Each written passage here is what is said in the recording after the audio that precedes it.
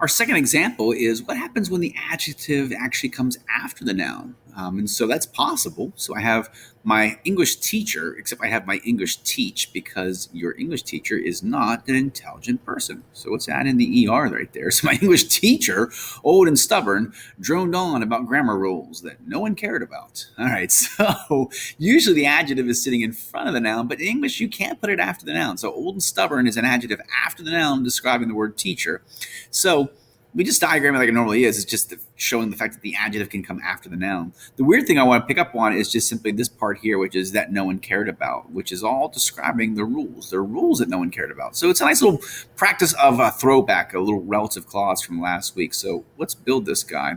I'm going to start kind of do two parts side by side. I have the main sentence, and then I'm going to have this adjective clause at the end. So let's do teacher, and let's just get crazy and put an ER at the end of that word. You know what I mean? So there's teacher. We'll say it's my teacher. And we'll say English.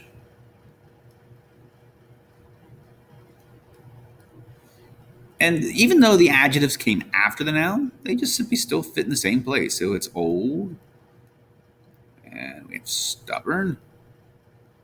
I'm not sure you could, I imagine when I was your age, I considered 45 to be very old. I'm going to tell you I'm 45. I don't feel old. So here's and. You really don't care. I don't care that you don't care. Anyway, so my teacher, English teacher, old teacher, stubborn teacher. And then we have our verb, which is droned. I guess you could say droned on would be a whole verb. I'm just going to drop it here. I'm going to say you can drone on. And then he drones about rules, grammar rules. Let's add in the word about. Let's do rules. About. I'm really butchering this T, aren't I? All right, here's rules, and then it's grammar rules.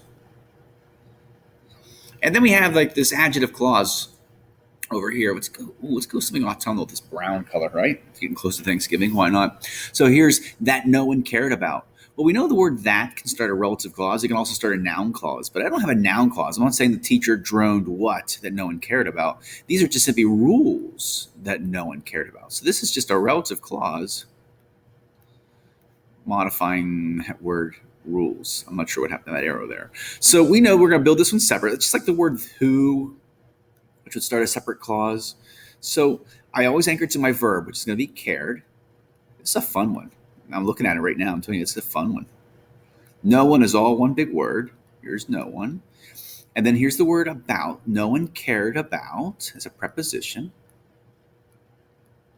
And then you have the word that. Remember, the word that and rules are the same thing. So really what you're saying is you're saying rules no one cared about. Well, if you think about it, what you're really saying is no one cared about rules. Rules is actually sitting right here as the object preposition, except you don't have the word rules. You have the word that. So you're saying no one cared about that.